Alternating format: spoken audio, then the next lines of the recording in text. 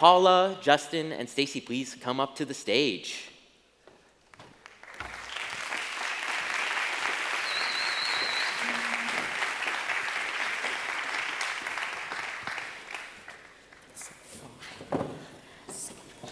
Be closer. I know, it's not so far. We're all friends here. Yes, we are. And I think that's the important part of communities. We've all worked together, even though we are separate companies in many different iterations. I think this may be the third or fourth, maybe even, Justin, I think we've run maybe 5 or 6 events together across the world, San Francisco, and now we're here in Spain. And speaking of in-person events, let's give a big hand to the Freepik team for putting this all together. What an amazing event. Yeah. Freepik knows how to do a party. Yeah. The production value on this is amazing, and I'm sure there are so many kind of logistical and operation considerations that go into this. Paula, I'd love to start with your thoughts on the importance of running in-person events like this. Everything seems so virtual and online, but bringing it together in person where we can all network, we can all attend these panels and workshops. How do you think, why do you think that's important? It's such a good question. I'm a people's person, so if you have seen me all over here, I love hugging people. I really think that when you get to have a conversation with someone, you really get to see the behind the scenes of everything. You get to see not only the technical part, you get to see the human piece of it. So in San Francisco, that's what we thought. We thought, okay, with AI, everyone is like on their computers, they don't have that social part. So what about, let's get together and talk about what we do.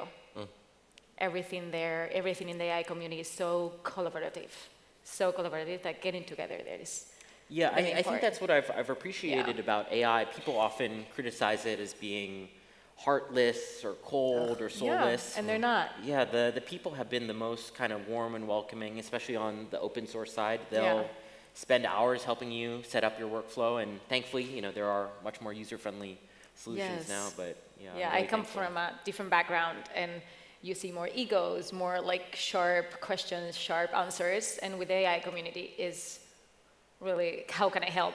That's the biggest question that we have. So, what do you think? I mean, I've been part of communities for my whole career. It was always part of my blood to put on a party or get people together and get some collaborations cooking. Yeah, the party is like.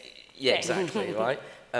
That's when you really get to know people, I agree. And I have felt within the industry I was in, more traditional, that it became a bit more inner circle, that it became a little bit more like regurgitation of the same things, the same ideas, who knows who. So for me, like 3 years ago, when I really lent into AI community, it was a massive refresher because everyone was exploring something unknown, like no one was the master, and it allowed for deeper conversations and a lot more fun explorations between different industries. We'd have fashion people talking to product people, talking to film people. And that's what I love about what Freepik's been doing, is getting everyone together, and hosting us as well as CIVITAI and many other people in San Fran. So, it's really good to get everyone together, to keep people mingling. And I think within a lot of the events we've done, it's not just people talking, it's people getting a bit hands-on. So the workshops here, everything that's going on, being able to talk to the creators about their process, it's so important. So keep up the good work. Absolutely. This feels like the first week of orientation when I was at high school. It's like we've gone to the next level, or secundaria. Because I'm getting workshops, I'm getting to meet all of my instructors, but also fellow classmates. We know we're embarking on this 4-year, however many year journey together. Like, we've got a pretty good baseline. I'm so impressed with everyone's technical skills, creative experience already. Now we're just taking it to the next level, and we're all doing this together. No one knows how this is gonna end up. There's no graduation, we're all figuring this out, but it's like I'm making a whole new set of friends. Like, I met you guys maybe just a couple of times before this, Justin meeting for the first time, and already we're like, when are we meeting up in London? Because we gotta do this in person. Like, we still can collaborate asynchronously on different mediums, online, but you need the best mix of both. And I know that this community has established that, and it's a huge thanks to Paula and the Freepik team. And don't you think like everyone is really passionate? Like with AI, I thought like, okay, everyone's so passionate about this. Like you said, nobody knows what it's actually doing, how it's gonna end. So everyone is like, this new toy, how we're gonna get rich with it, rich first, and then how are we gonna vote with it? So the passion behind it is so impressive. Because we have to play around. It's a bit crazy to be a creative, to decide to be a No, creative. the conversation is Sorry about the flowing. That's question. what you want on I one just of these panels. bring it back. I'm a kid, and like all I can really remember is the smell of like white paint and box wine, like red wine. As a kid? As a kid. Okay. My parents are taking me to all these exhibitions and artist meetups and stuff. So this is it, right? It's all to choose creativity is kind of a crazy pursuit because you'll never be satisfied. You'll always kind of want to continue to learn, to push things, to pull things. What's really special about this community, all of you here, is that you accept that we're going through some crazy changes and you embrace that. You might not know exactly what you're going to do with it yet. I mean, I'm still discovering, but you're finding people like yourself, probably as crazy as all of us here, to actually try and figure this out. And that is the difference, is a lot of people do complain like about the industry or what's going to happen, but it is being led really by creatives, engineer minds, people like us here. It's not the 1%, you know, which is kind of the world view, right? Yeah. And we all touched a little bit on that kind of dichotomy between offline versus online. I think, you know, especially in relation to filmmaking, part of that process is so collaborative. You're on set, you're with your friends in the edit room, you're at a screening of your film, whereas with AI, part of the upside is you're empowered to do that as an individual, but the downside is you lose out on that kind of collaboration and thinking about it from different angles. How do you all think about, you know, the importance of that? Is that something that we should bring back, or creativity should be more of a kind of solo venture? I don't think so. I'm gonna go first. Please. I don't think so. I think that everything is evolving. Back in the day, Justin. Sorry. Back in the day, we didn't have Discord. We didn't have Slack. We didn't have WhatsApp. We didn't have that online community. So taking part of that is making you not feeling alone. It's like double-sided. It has its ups and downs, but it's true that you're never alone, right? Is it, for me, like I go from being like, network, got to meet everyone, got to hug, got to make sure this is real, you know, like this is happening, to everyone go away. Yeah. Let me crack on and kind of cook, so I fluctuate. I think I've never seen so much inclusivity in a lot of these projects. I mean, I look at some of the videos that we create, and you've got developers from Ukraine, designers in Durban, and then artists in San Francisco. And what on earth, some of these cities I don't even know, sorry, product of American education.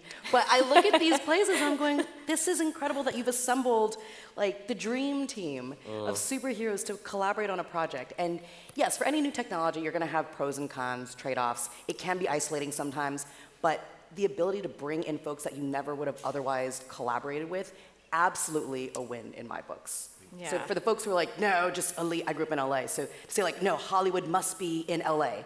I think that's an elitist attitude. Let's break down those barriers and bring in more people to create and grow the entire ecosystem. Democratization of last and being really inclusive. Yeah, I'm, you know, they talk about, especially with language localization, right? Being able to experience these stories from all over the world, and also being able to, maybe there are people who had to put their creative journey on hold to get a job, or, you know, they found themselves on a different path, and now they're just returning to that. So I think that, especially with the issue of job replacement, if you're able to show how this can be able to tell stories that never would have been told otherwise and give people that career and that opportunity, I think that's a really good way of, you know, not just providing a platitude, but providing that kind of tangible experience. For sure. In relation to those online communities, we've seen for creativity, for graphic design or filmmaking, this balance of those from traditional creative backgrounds coming into it, and learning the AI tools versus some people who have never picked up a camera, who've never made a film, where they're the quote-unquote AI natives, and maybe some of you in this room fit that persona. How do you and your businesses think about either growing this new audience versus trying to convert traditional creatives and filmmakers who do have that background, who are able to write dialogue and tell stories, or use those traditional skills versus those who are coming into it for the first time? Stacie, I might start with you. I have this pensive look on my face. Get your thoughts there. Okay, I'll just be very candid. I feel like this is the hardest challenge at Haiper because you have the entire spectrum of creatives, and you guys I would put in more of like the expert advanced group, and we want to build the best, most powerful features for you all. It's really hard though, because and then if I have to look at like user numbers, you guys are probably the 1%, whereas I'm really, really invested, and personally, I want to make sure that we're building something that invites everyone in. And so that's sort of the 99%. So how do we make something that's open and accessible? I think about UI all the time, like the placement of buttons. Is it clear that this is where you do text to image? Is it clear that this is how you go then from image to video? You guys might think like, oh, obviously, like it's so clear what that flow should be. So when designing and building for communities, it's so hard to build for everyone, and I worry that you build for no one. So if I had to pick a lane, I am really focused, and I want to pour my energy into widening the pie, bringing everyone in so at least everyone can participate, and then we can up-level everyone, because then they will work and collaborate with you guys, and you'll be the teachers, the instructors for the newbies or some of the beginners or those who are newer to AI. Yeah, so it's like, I completely agree. You can't cater for everyone. And I struggled with that a lot at the beginning because I had tools that weren't publicly accessible yet, and I was putting on events, and it felt quite exclusive, but we opened the door, we made sure they were free, we made sure various different figureheads from different industries were coming in, but there was like lots of arguments, lots of, hey, but how's this going to affect, like lots of resistance, really. And it was frustrating because it was like, going into agencies, going into schools, universities, trying to explain, like, this is happening, just kind of get on board. But there was resistance and hesitance, it's like, how do we control this? Where's this going? So I kind of pivoted at that point and just lent more into who's embracing this right now? Who's really like pushing the bar? And there are traditional artists within that spectrum of things, like your Paul Trillos, your Dave Clarks, Billies, people who have had industry experience and are kind of diving in. But a lot of it was people coming from new spaces. But there are opportunities to convert people, and I think a lot of that is proving, like, look at the good this is doing, look at the diversity. Look, this film that's made is dubbed into 32 different languages. Personal story, but about 2.5 years ago, when I was inviting people around to my house and doing the event, I invited a contact that I was a friend with from a young age when I used to act, Danny Boyle. He's a huge hero of mine. And I'm showing him loads of images and trying to explain what DALL-E does. And he's like, oh, bloody hell, this is the end, isn't it? He started quoting James Cameron bits and bobs. And I said, he prompted a few things, but he kind of went quiet for a while, started sending me newspaper clippings. I'm like, okay, he's interested. When it came around to doing our first film festival, and I said, look, listen, Danny, this is a real great opportunity for you, someone who's credible in the space, who has a lot of industry experience, to be a bit of a beacon for the people who are like either coming into this fresh or have been in the industry for a while and want to know that it's not a bad thing to explore creativity. So he ended up being a judge for that film competition, which really gave it so much weight. And it was beautiful to see how many people who I did know that wanted to dip their toe into the pool were going to do so now because there was a figurehead there. So it's really important to cater for the people who are exploring these tools to make it as easy as possible for them as much as possible, but like to bridge that to traditional industry is the thing. That is how we all get to join the party. Yeah. And Paula, I know Martin in his presentation, he said that Freepik has around, I think it's 70 million monthly active users. Is that right? That's what we do. Are you ready for my Freepik pitch right now? But for that proportion of, it's a huge audience. It is. How many of those are coming from those, traditional backgrounds, and what are you trying to do to, warm them up to the idea? I think the brand design, the kind of voice and presence is very friendly and accessible. Everything, Matty. We do everything. No, I'm kidding. The good thing for Freepik is we've been around for 14 years already. Cuenca, correct me if I'm wrong. So we've been with the designer from the very beginning. We know all about this market. So everything we do, we think about our users, we think about our community, we open the Discord, we have our AI partners, hopefully here in the audience too, and we listen to them. So when you get to listen to the user, you get to learn from them, you get to pull them up, and you get to develop for them. So it's actually pretty nice to get professionals with acquisition of Magnific, to get game developers, to get everyone from traditional to newbies. Everyone is on there. So that's what we focus on. We focus on bringing all those people from 14 years old and be with them. That's what we focus on. And speaking of the user side and being able to, I think sometimes even creating that community and that user base might be more difficult than building the product in some cases. With AI, there is this hype cycle where these new tools are coming out. People, they buy a 1 month subscription and then they leapfrog from one tool to another, which makes that community building harder with the flavor of the month. How do all of you think about building something that's lasting, that isn't just subject to the whims of whatever is trending on Twitter? 3 words: one-stop platform. That's what I can tell you. One-stop platform, love that. One-stop platform. You get to make every tool accessible, easy, and approachable for everyone. Yeah, bring all the things to one party.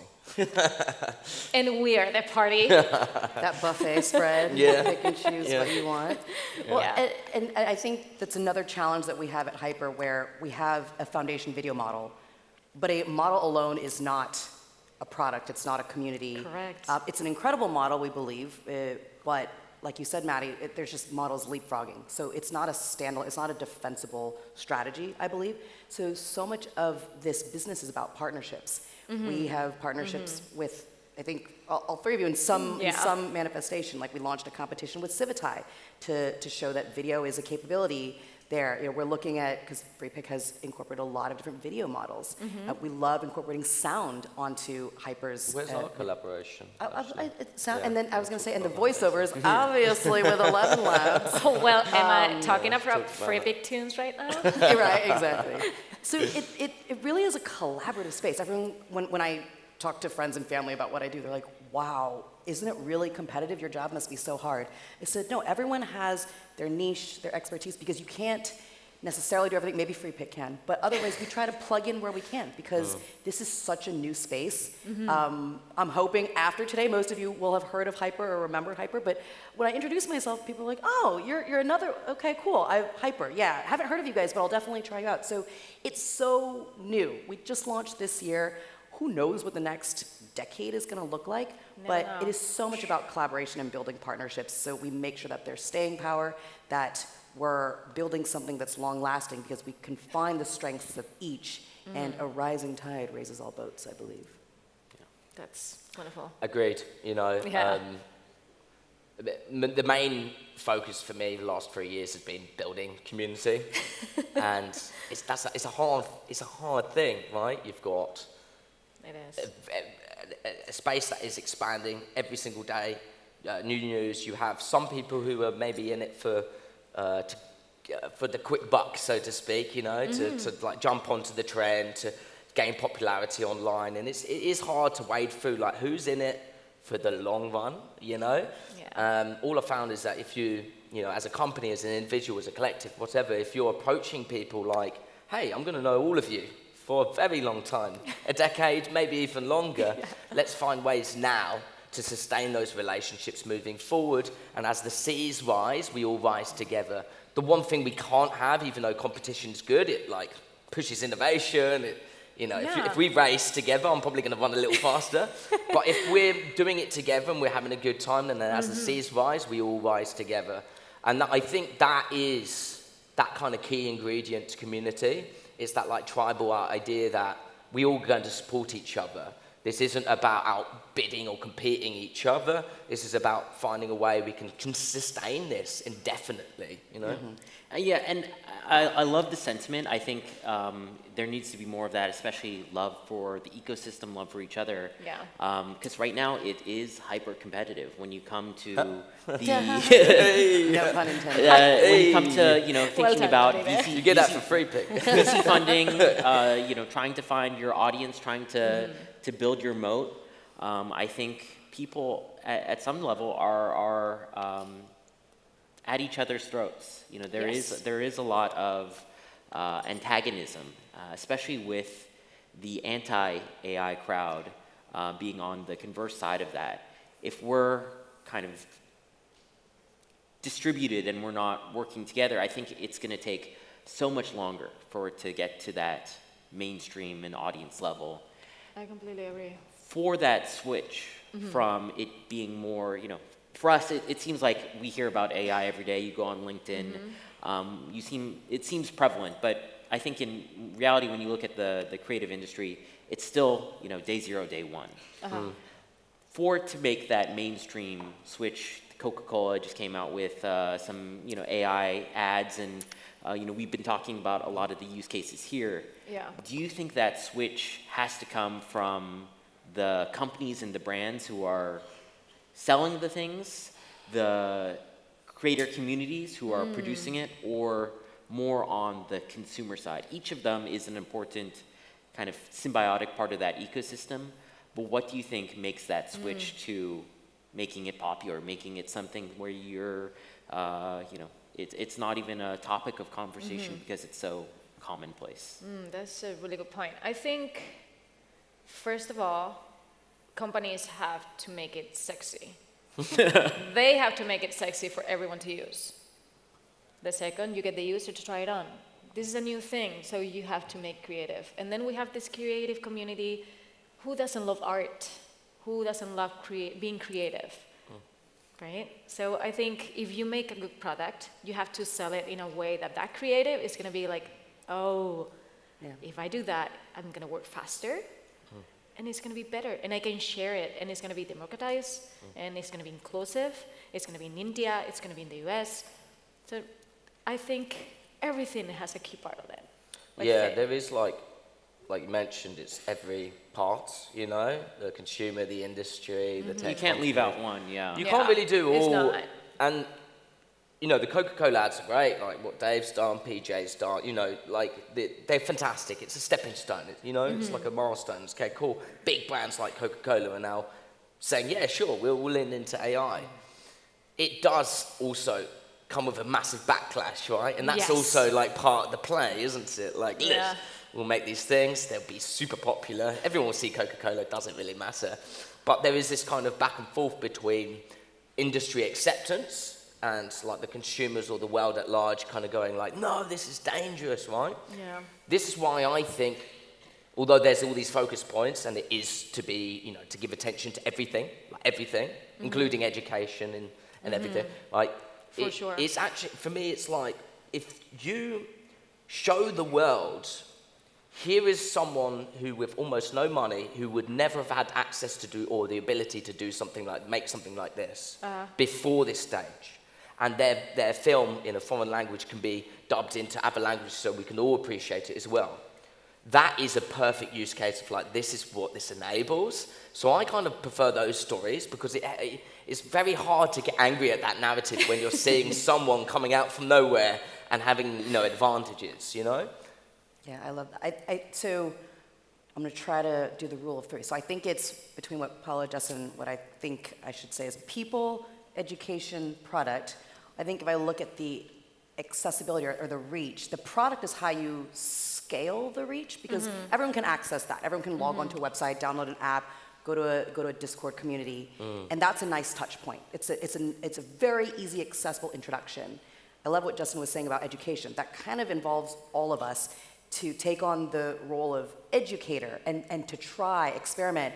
Coca-Cola, however you feel about that ad, it was a bold move, and they tried. And they will probably be a footnote in history saying, hey, remember that horrible or awesome or whatever, insert adjective, ad. They put themselves out there. They stuck their neck out there to show what was possible. And that kind of education is so important. Someone has to be the first. Even if you fall flat on your face, thank you for that first person. Like, everyone has to at least try, and if someone is willing to take that leap of faith and lead for others, great. And I think the last thing is all of us making these one-to-one connections. Justin, I love that you said you were working on Danny Boyle for a while.